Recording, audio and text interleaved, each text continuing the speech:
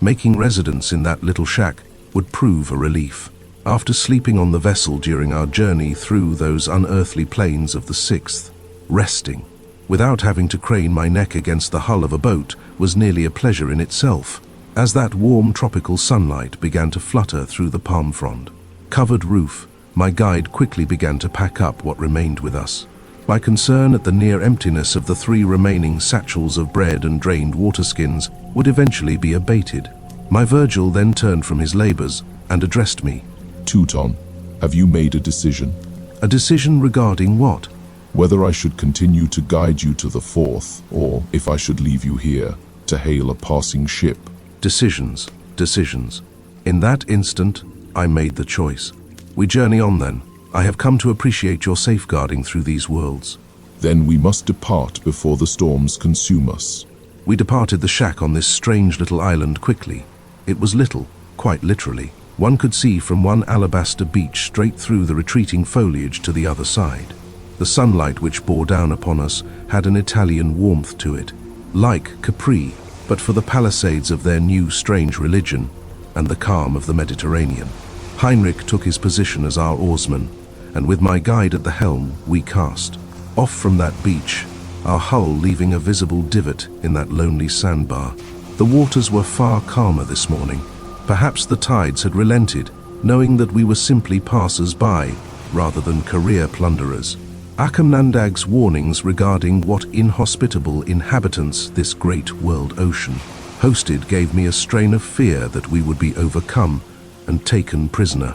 The sun beating down upon us, I made the best efforts I could at scanning the horizon that surrounded us, often enough that the strain of craning my neck eventually compelled me to stop, moving away from that small archipelago that had been so obscured during last night's downpour. The open waters now featured more strange formations. One would think they were man-made, and if my guide's belief as to the Greeks' sudden fall to this place, they likely were. Great ionic pillars and reliefs, enormous in size, littered the sea floor, and some were so tremendous in size that their resting place in the depths could not contain them entirely, and a spit of marble could be touched from a passing vessel from above the cresting waves. Why not learn a bit more from my tutor, now that the time for his departure was so near? What have they done, these Greeks, to stem the tide of their decline? Aside from making war on their former subjects, they take a splendid isolation. It is always thus for maritime empires. Their people retain the same dignity that they did before their desolation, but realism amongst their politicians has slowly begun to seep into their policy as people from your own world begin to descend and make contact. Would it be your recommendation to do so?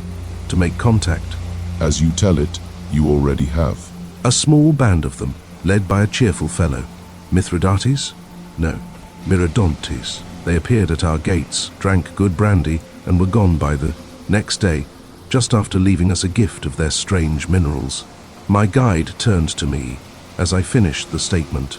Did you accept such a gift? We did. I thought nothing of it at the time, but our men of science seemed to think it bore great potential for applied use. Was it silverine or auric? Closer to gold, then to silver. Then you must pay them a gift in kind. That which they gave was of great significance. It is the yield of their creator, the great Titanic Atlas, who they believe bears the weight of the world on his shoulders. Yes, and it may please you to know that our education in the modern era does include a study of the religions and myths of antiquity. He chuckled at that last word, antiquity. He gave no retort, but I understood his skepticism as to what we, the youngest of the great powers of our world, would know of what ought to be called ancient.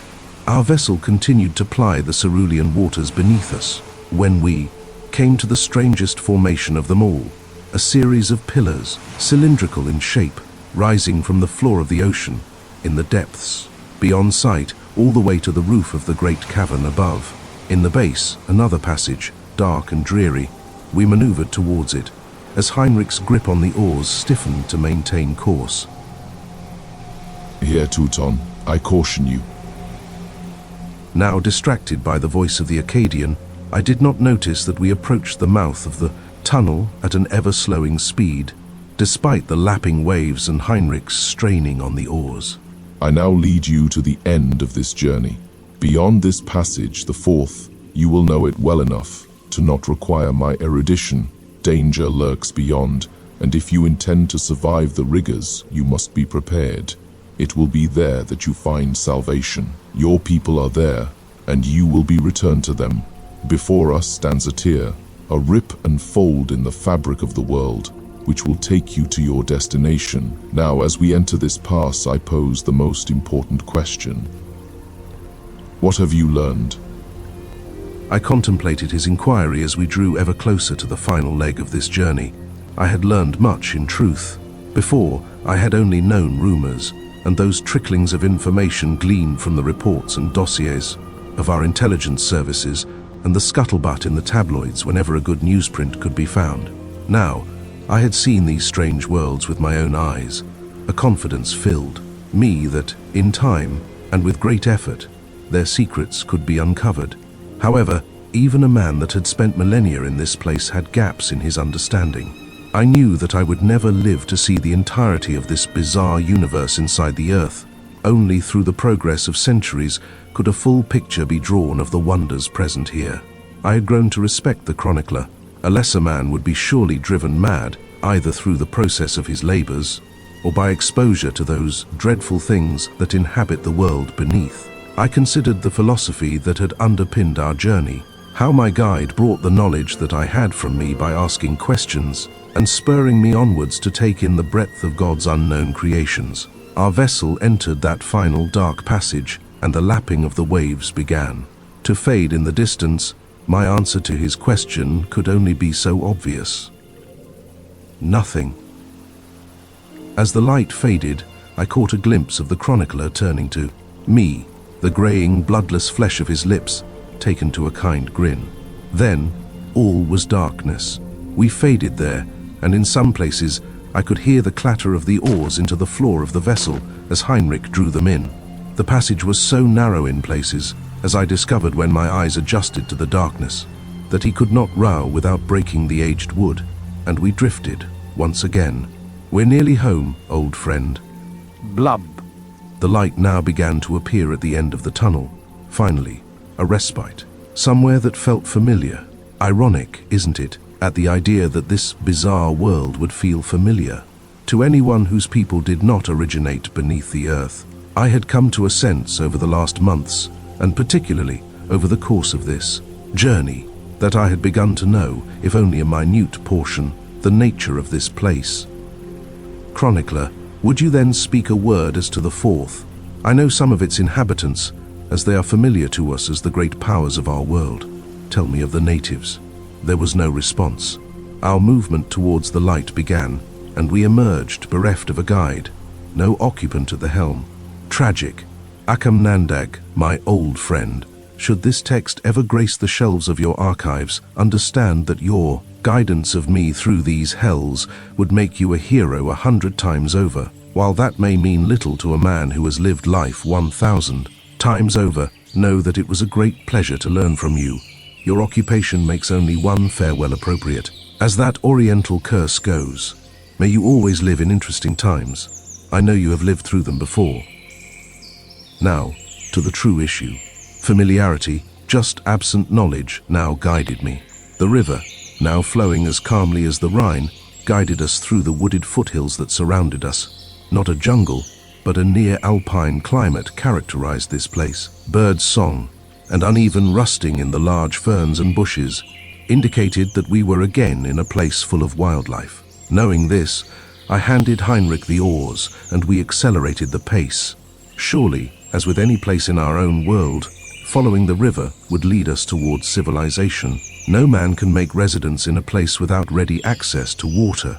As Heinrich rowed, I counted up our remaining satchels of food. If we were to fill ourselves to satiety, we would run out within 4 days.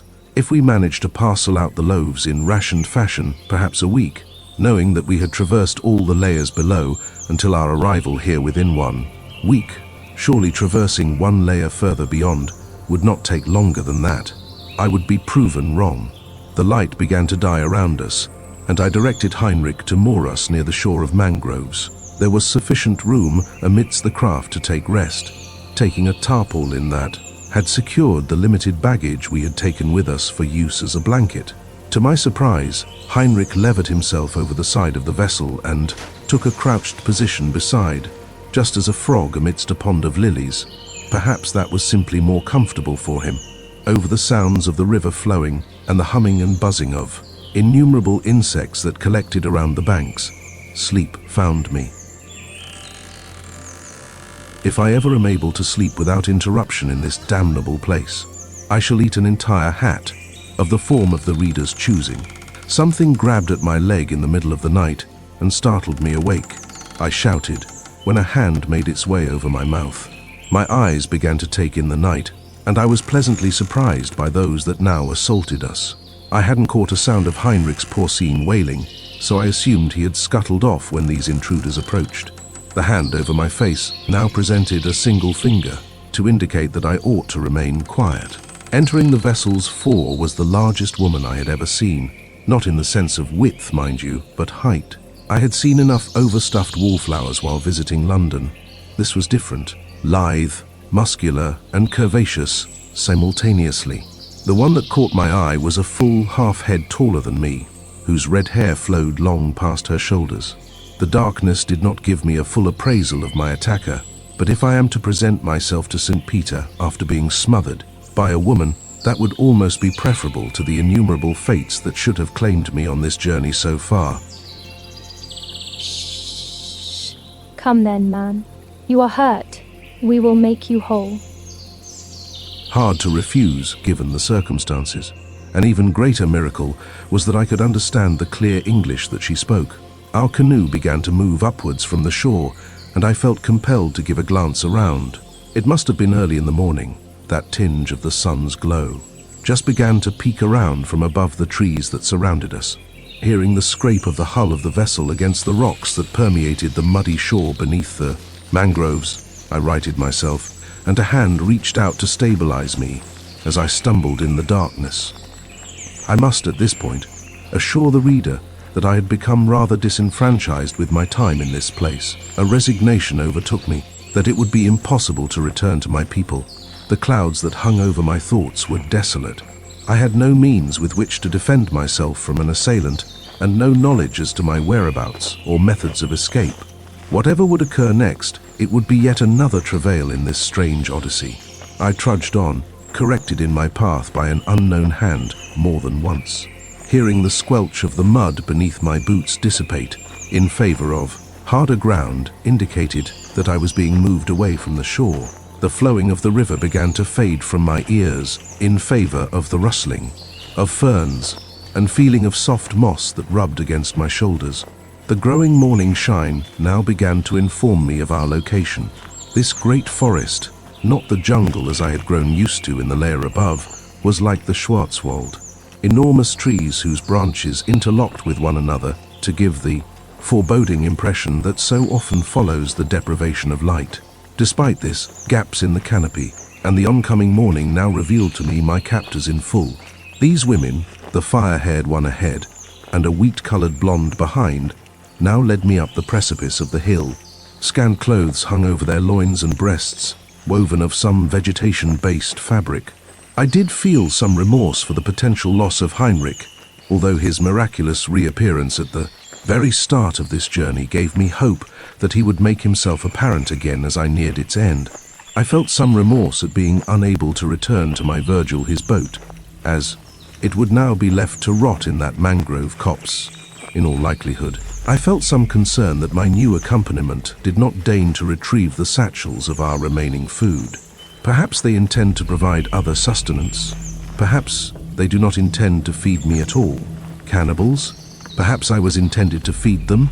My question would remain unanswered as the hill gave way to another.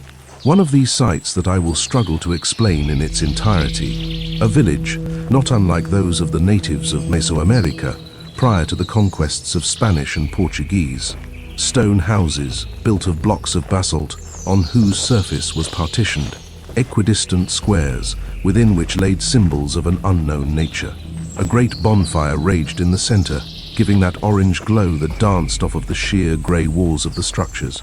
Dozens of them, just like my captors. women larger than I had ever seen before, many bearing clothes similar to those that wrapped around the midst of the one in front of me, and others walking through the village and into the forest entirely nude, seemingly unashamed of their nakedness. The adolescent part of my mind was titillated. Perhaps, after my journey out of the hells beneath, I had skipped the traverse of purgatory and proceeded directly to paradise. We passed a series of stone obelisks, against whose forms rattled hemp ropes, bound with the skulls of almost any being that ever walked, flew, or crawled. Keratin horns clapped against the bony craniums of men and the teeth of innumerable terrible beasts. The adult part of my mind filled with foreboding. Perhaps my head would hang there next. Our descent off of the hill heralded a great joy from the population. This did not relieve me of my concern. For many cultures, amidst the Amazon rainforest or the distant jungled islands of the Pacific, those man-eating primitives who inhabited therein often found joy in realizing that their next meal had walked itself into their hovels, rather than compelling them to track and hunt it down. They were all beautiful, just like Sintra. Let go. Just like Sintra. Their language remained unknown to me as a crowd of them began to form around us, less guttural than the Yazata and less delicate in its sounds than French or English.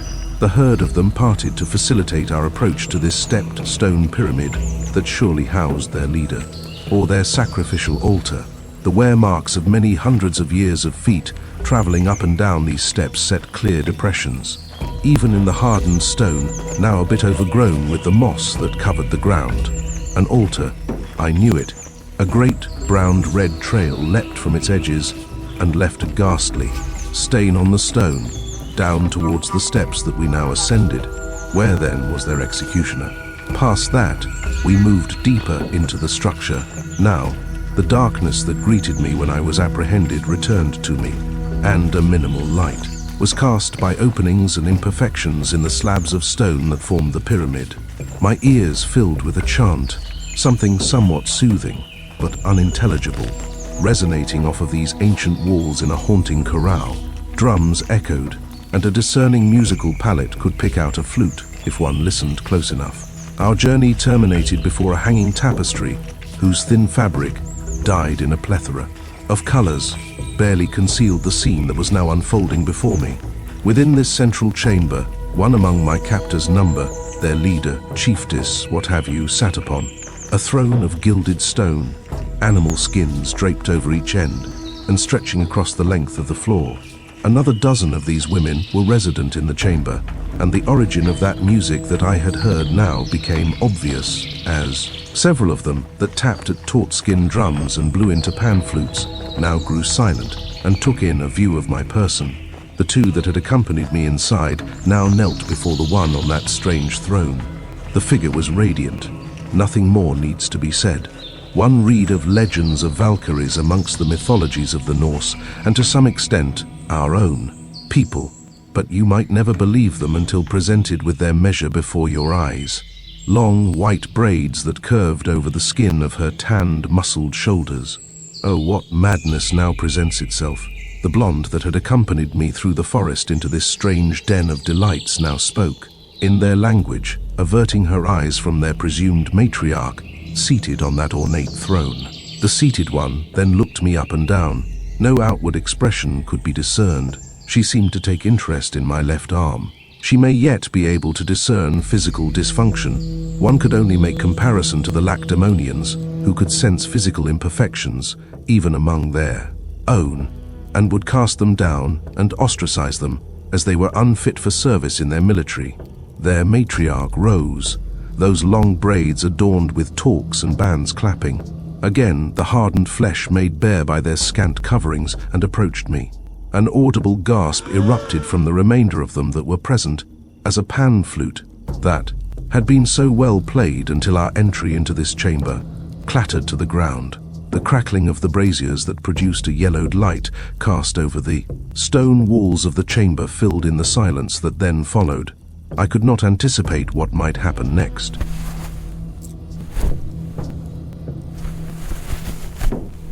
An embrace, Being nearly a head and a half taller than me, it was a strange thing to suffer.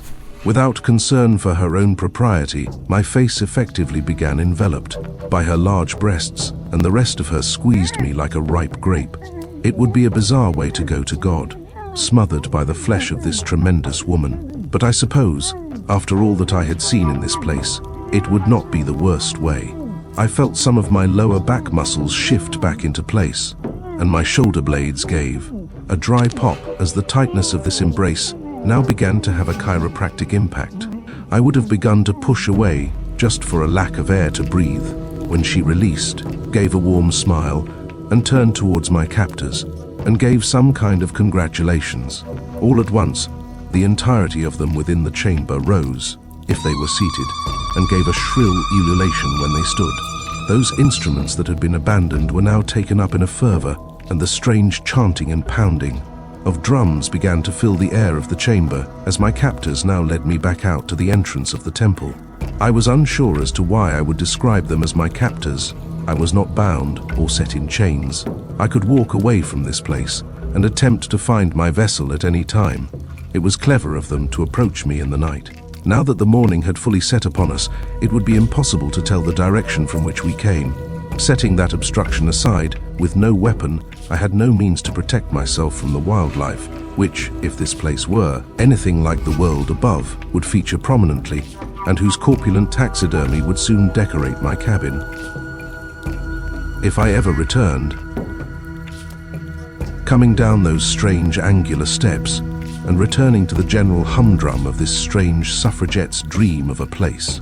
The fire-haired one led me towards one of the stone domiciles and opened the way by pushing open a tremendous door. Within, a simple abode, much akin to the Acadian's hut far beneath us, lacking in the walls of texts, but featuring those same plain furnishings. This one did speak English to me when she came upon us, and without a reservation, I decided to clarify my position. "What is to become of me then, Huntress?" She turned from running a metallic prod through the coals within a hanging brazier and gave a reply. You are the prize. You are blessed by the goddess, for the matriarch has approved of you. Whose prize? What has this approval bought me? Mine, for I took you. Approval has bought your life. Having sufficiently stirred the brazier's contents to produce enough light within this darkened abode, she sat next to me on this warm stone bench, whose lack of cushioning may have been uncomfortable for some, but it seemed to have a straightening effect on my posture. "What are you called? I would know the name of my captor." Captor? No, savior. You are injured, and I brought you here to be healed. Then I would know the name of my savior. Erica Morn, first blade singer. The names of these deep-dwelling denizens are so hard to take seriously. I stifled a chuckle, but my smile betrayed me. Something humorous, man? Not at all. This day has been a difficult series of events to believe. I had a companion with me. Did you dispose of him in some fashion? You were alone when we found you. He has a habit of disappearing and reappearing at opportune moments. I feel that he is likely watching us as we speak. Oh, how I wish to be wrong about that.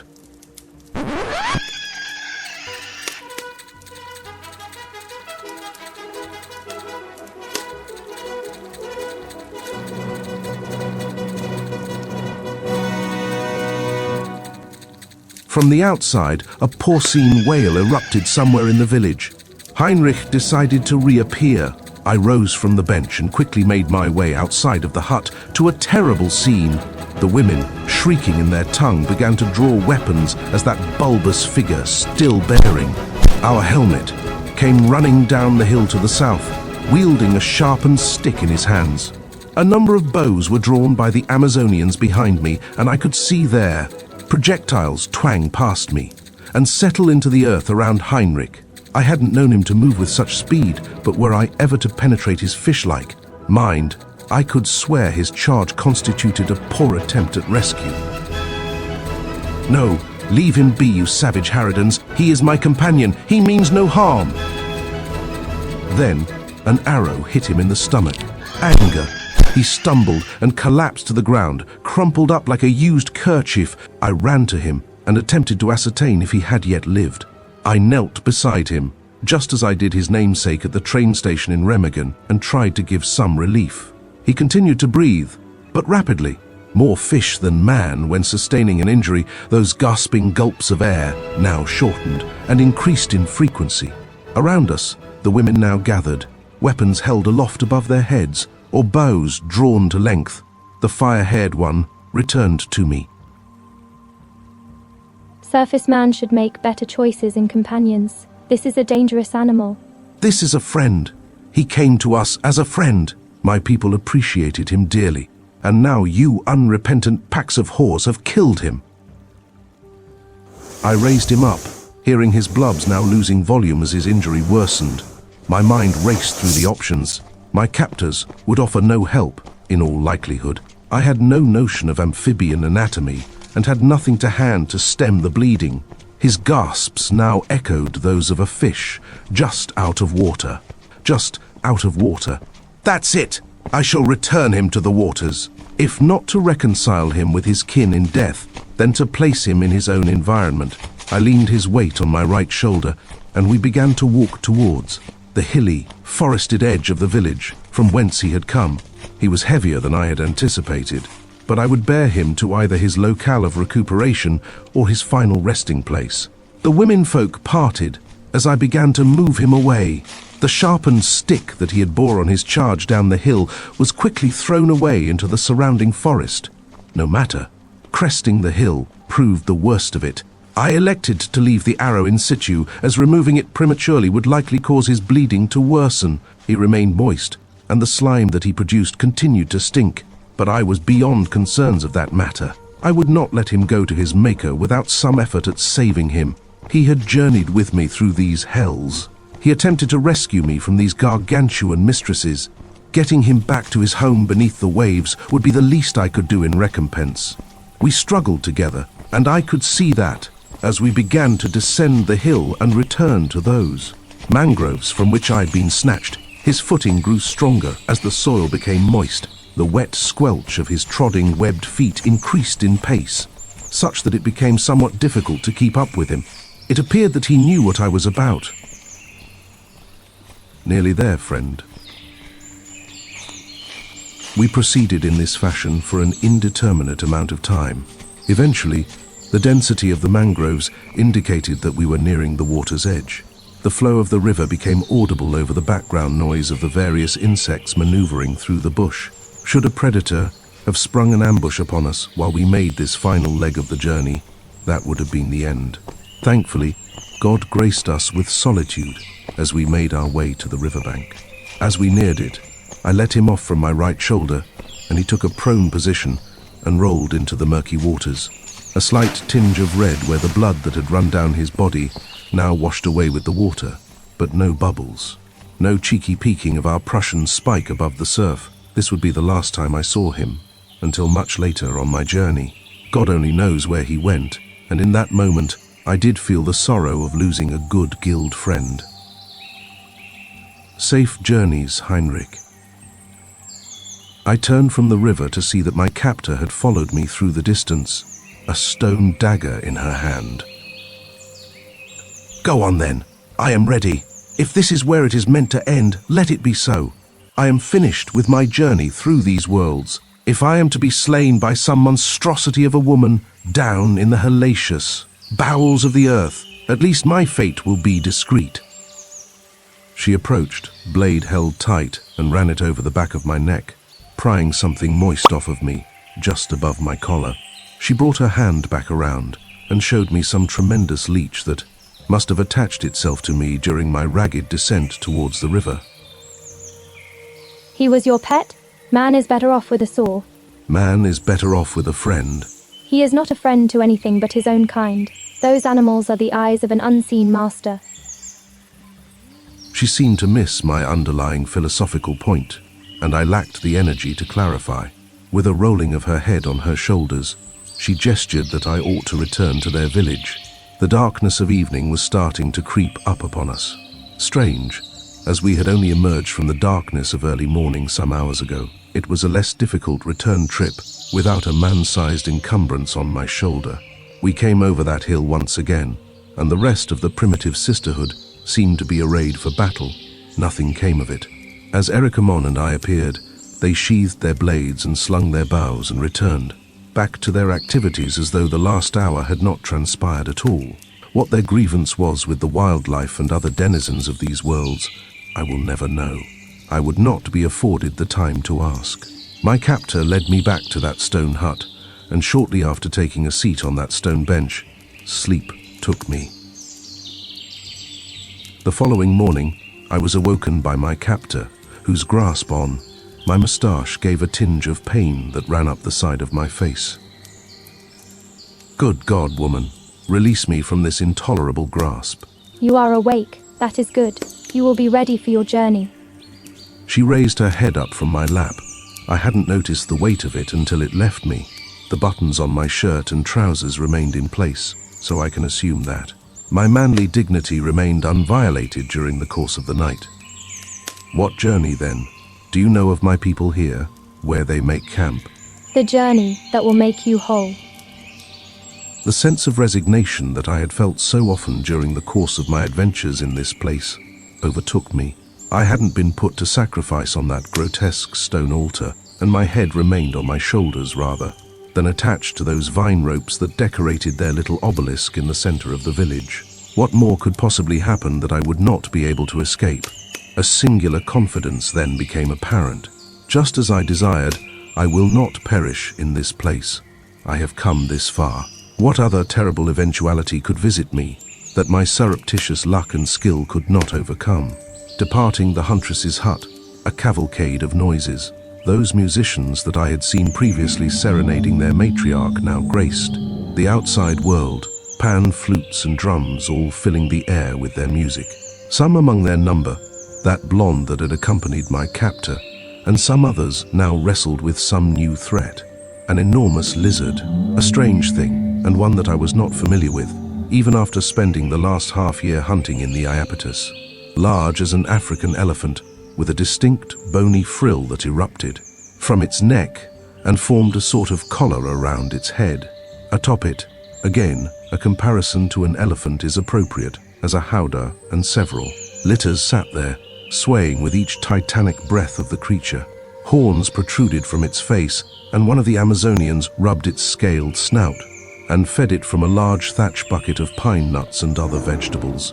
Will wonders never cease? The animal appeared all calm, even surrounded by these warrior women.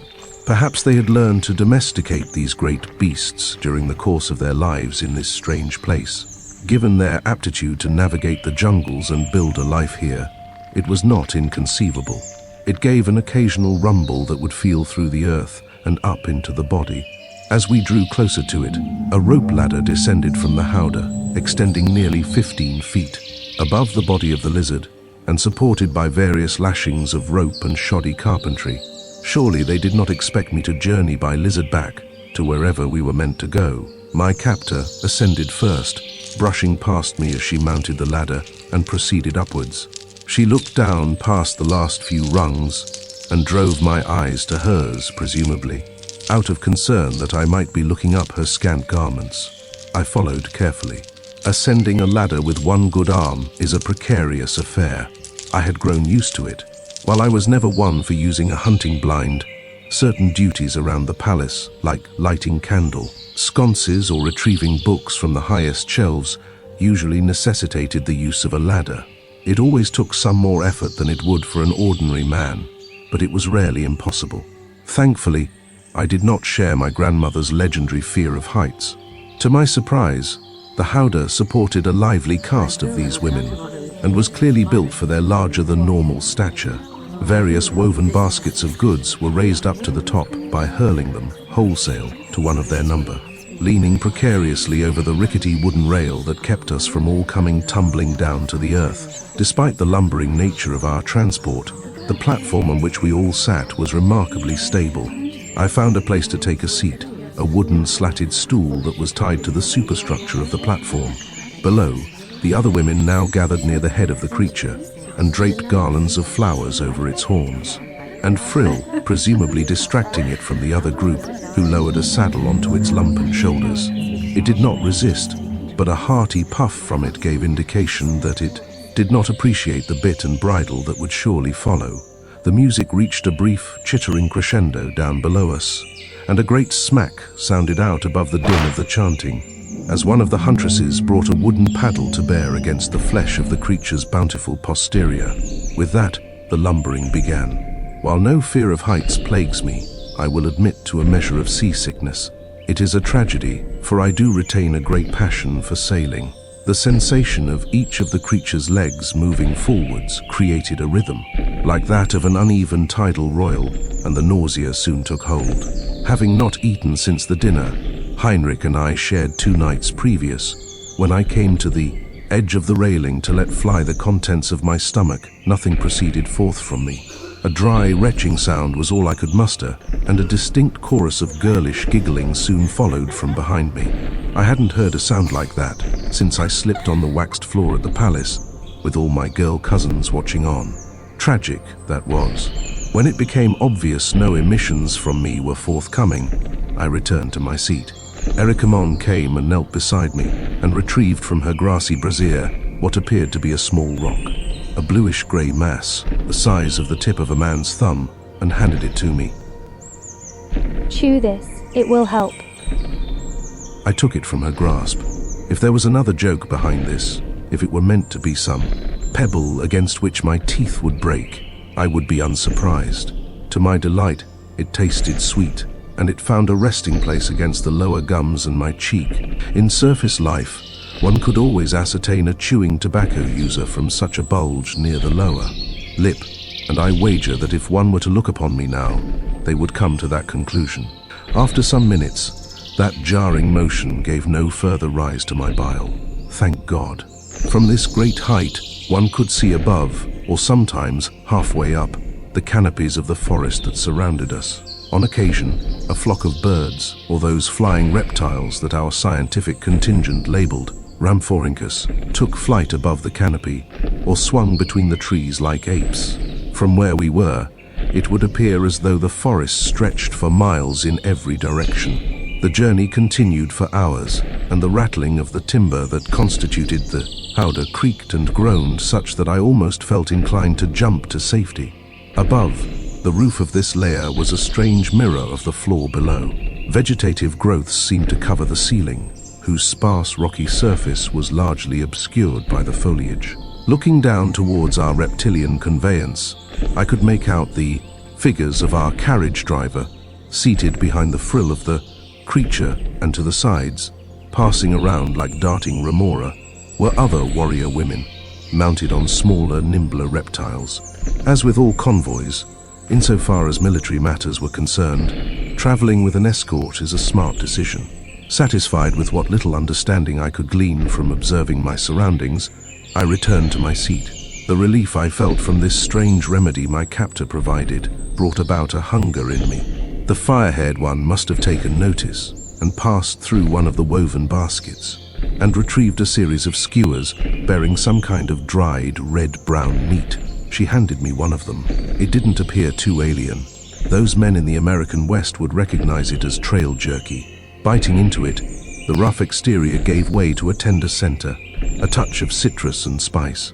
I dragged the skewer between my canines to separate the sustenance from its wooden spit. Not bad at all. I found a bit of gristle in the last mouthful, and my captor spoke. Tell me of your people. We know so little of the Epigeans. Epigeans. Men of the world above. Ah, given that you speak English, I had assumed you were already familiar. The red-coated men are interesting, but poor speakers. Their language was difficult to learn. The blue-coated men are passionate, but poor fighters. Their language was easier to learn. I have never met a grey-coated man. Oh, how I yearn to be honest. We are a simple people.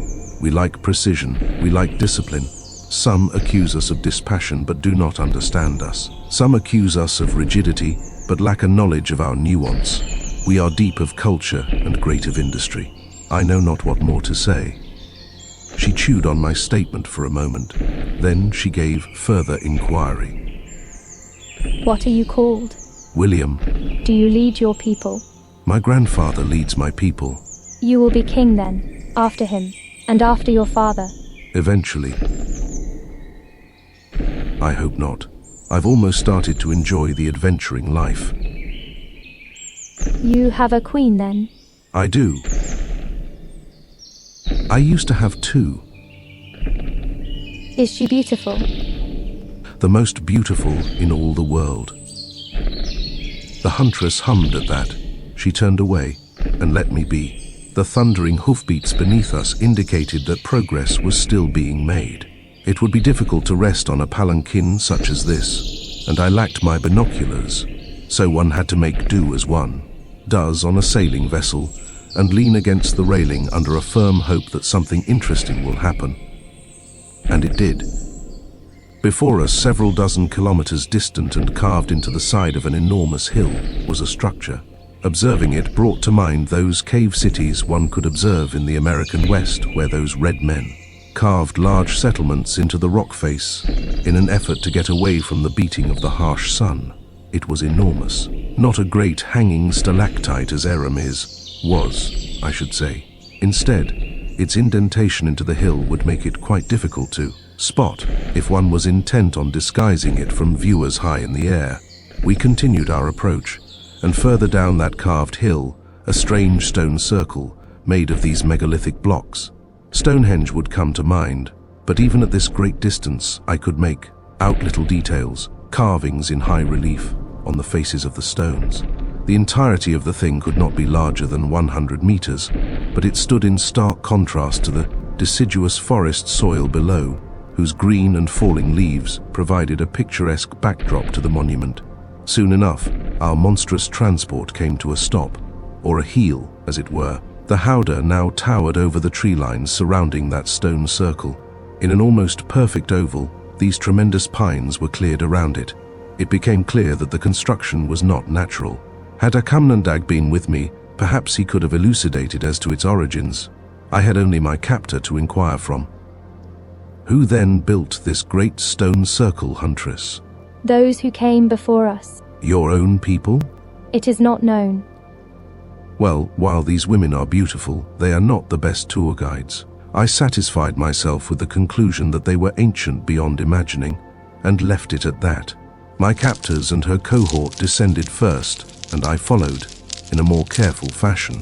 Below, those Amazonians who rode atop the smaller reptiles, those bipedal, darting things with far too many teeth, ran amidst the shrubs and the pines, presumably screening for other hostile denizens of the deep.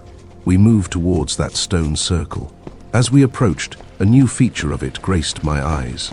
A fountain, a cascading series of fonts that arose from a central pillar. It appeared to be constructed of marble, the color of aged ivory. That original white sheen, slowly yellowing from continuous exposure to the heat of the sun. From it, crystal clear water poured over 3 concentric basins in the fashion of tears. The women made their way forward towards the stone circle. Curious, their behavior. They spun their heads on swivels, those various shades of hair color flashing as they scanned their surroundings. All was quiet here. A birdsong might break the silence between footsteps over the grasses, but no droning of insects was present.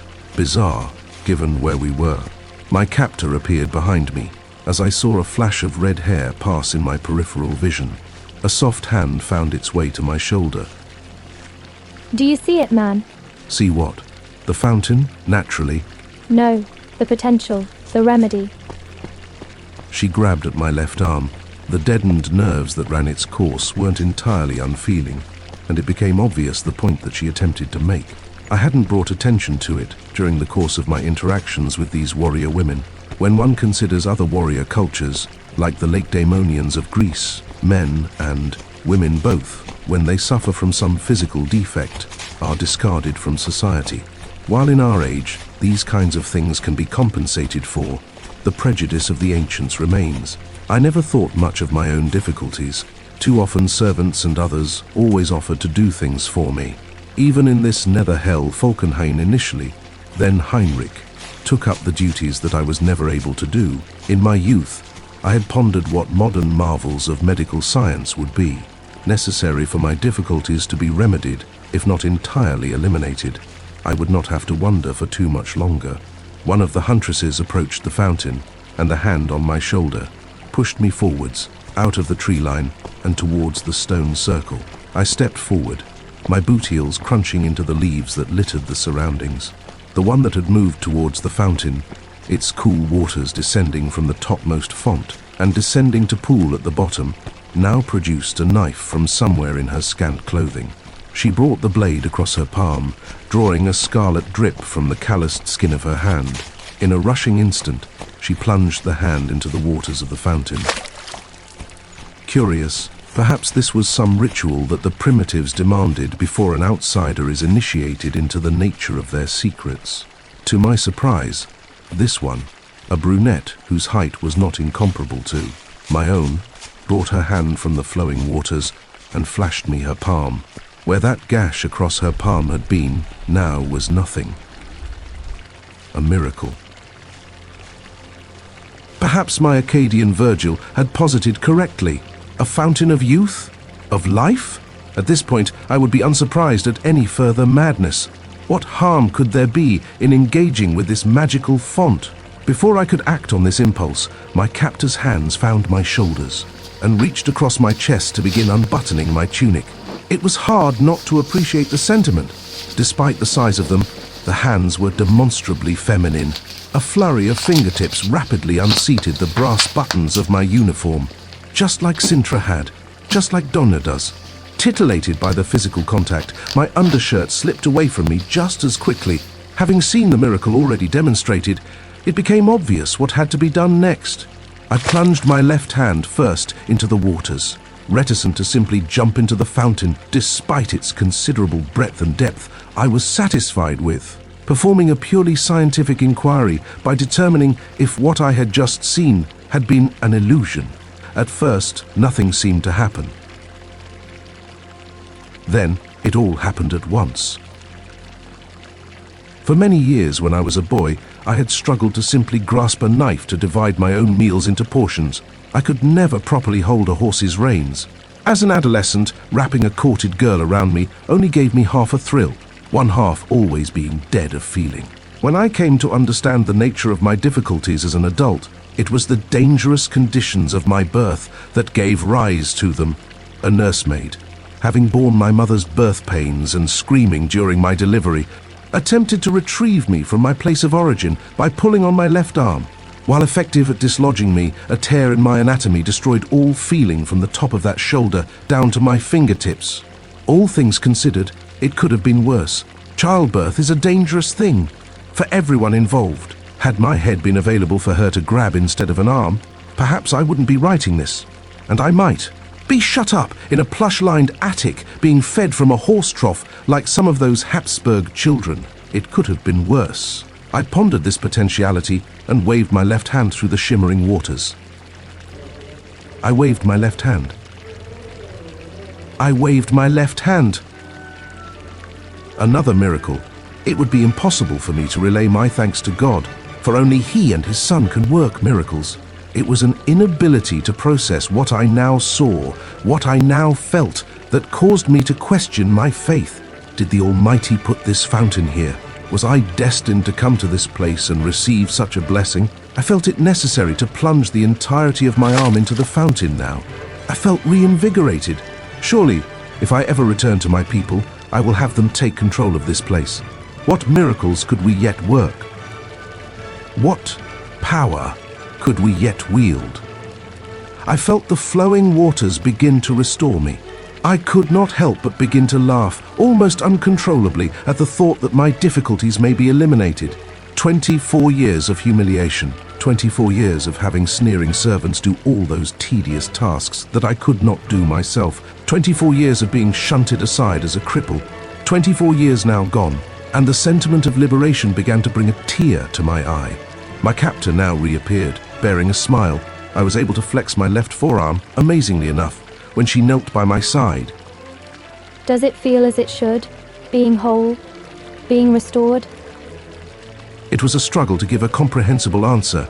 Natural masculine instinct compelled me to bring my non-submerged arm up and flick away the tear. I said something that was far too quick and jumbled to be understood, but Erikamon nodded and rose to walk past me. I looked up, and the other warrior women were washing and drinking with these miraculous waters. Perhaps this is the cause for their persistent myth of longevity. Perhaps these who now surround me were the same women recorded in Greek and Persian myth. It was never a wonder being able to move and feel to anyone who has not been deprived of the capability, even if just temporarily. The touch of feeling that entered my left arm now swelled, and it seemed as though I might be restored, just as the huntress had said. Oh, how I yearned to be whole, how I could finally embrace Donna and the children with both hands, how I could do all those things that were always previously impossible. I withdrew my arm from the fountain, without assistance, without struggle. Damp as it was, I rotated it and shrugged off the remaining water. It was withered before, able to do so little. To satisfy my own curiosity, I reached out both arms in front of me for comparison. Both were of the same length, more or less. Both were of the same musculature. I was whole. Finally whole. Without assistance, I took up my tunic and buttoned it up. The swelling of my throat from the overdraft of emotion prompted me to give a bit of a wheeze as the topmost button became secured. The sting of the salted tears that were wiped away stayed with me, but I did not mind. I began to walk back towards that tremendous lizard.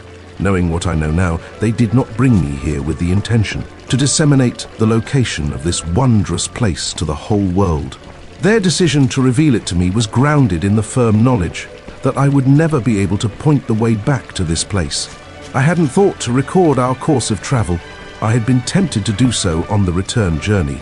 But now a new concern arose. The women now began to roll backwards towards the tree line and to ascend the howdah. The ladder, now gripped by both my hands, was a struggle. It would take some time to get used to my improved abilities. Taking my seat, just as I had before, the Bladesinger now took a similar passing through one of the leather pouches on her belt and handed me another one of those strange little chewable rocks. Understand, reader, that I had consumed the thing on the basis that I should not suffer the indignity of vomiting over the side of the rail. I had no notion that this would not be the same sort of remedy. Why not? Shall we get underway? We will get underway. There was a smirk that she showed when she responded to me that gave me a minute pause. In full honesty, what happened next would not be something I begrudged them for, these strange women. If what I believe to be true as the nature of the events is the truth, perhaps I participated in securing their own safety. How they managed to maintain their numbers without some measure of men about would convince me that what would happen next was all a part of their devious plans. I took the offering and chewed it, just as I had done before. This time, a strange numbing feeling overtook me. The colors of life around me began to blend together. My muscles relaxed to the point where, had it not been for the hobnails on my boots digging into the wooden surface of the platform, I would have slid straight off of my seat. What would presumably have been hours seemed to pass as minutes, and before I knew it, I was descending the ladder and returned to their village. Here, their matriarch appeared, her face bearing a strange smile. Now, having taken this strange intoxicant, the glowing orange light of the bonfire cascaded down the near-naked features of the women, who now undulated in strange and exotic dances, circling me like sharks around a drowning man. Soon enough, the Bladesinger with her fiery red hair grabbed a hold of my hand and led me up the steps of that pyramid in their village, down towards that central chamber. I could hear a cavalcade of sandaled and bare feet stepping behind me. The walls were melting a bit at this point. My inability to see straight deprived me of some of the sensations that would now overtake me. I knew that at some point I was disrobed and laid across the breadth of a tremendous sofa. The chanting, drumming, and flute playing now enveloped the soundscape of the chamber. I will admit that it was a transcendental experience. As I laid there, bare before them, I felt the sensation of flesh, and I would feel it for a number of hours. First the Bladesinger with the red, then the brown, then the white, then the blonde, then the black. On and on it went. Up and down they went. Faces and cries and sweating and murmuring were all made into one indistinct phenomenon. Sintra, cherries, Donna, screaming.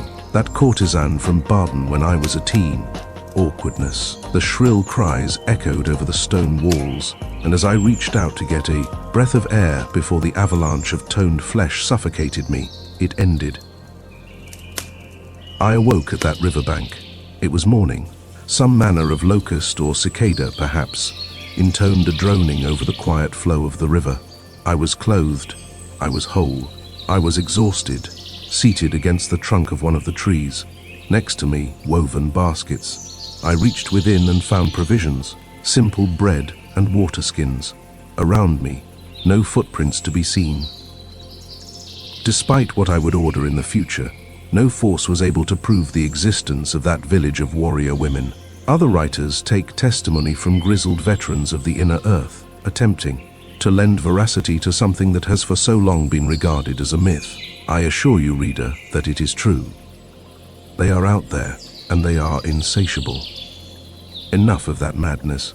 My exhaustion was not of sleep deprivation, but of physical exertion.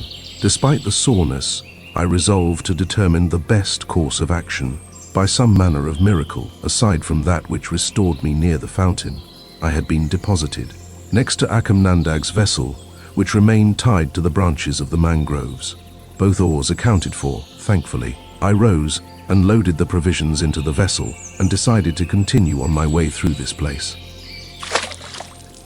Another scream came from me, I will freely admit it. As I had backed the vessel away from the shore to become buoyant, something had grabbed the back of my leg, a wet, taloned grasp. From instinct, I raised the oar in my hand above my head and turned to bring it down on the head of whatever nightmarish thing now attempted to ensnare me. I didn't turn and find a monster. I turned and found a friend. Glub. Indeed. Good to see you well, old friend. He raised himself up out of the murky waters. A distinct scar had formed over the flesh of his stomach, where the Amazonian's arrow had struck him, but all seemed well with him now. Those strange, full pupils continued to watch me as I prepared to cast off. Given what had happened, it would only be polite for me to row. In the alternative, perhaps rowing was enjoyable for him. I would hate to interfere with his fun. I seated myself near the rudder and helped him up into the craft. He sat amidships and took the oars to hand. From the thatched baskets I retrieved a piece of the bread. I broke a piece off for myself and one for Heinrich. As with all of my recollections, it is the foods that are so often most noteworthy.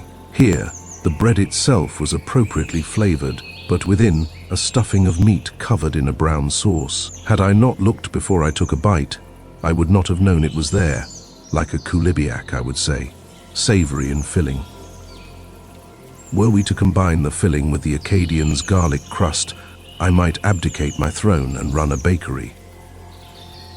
How one might wish to dream. Come on then, let's finish this journey.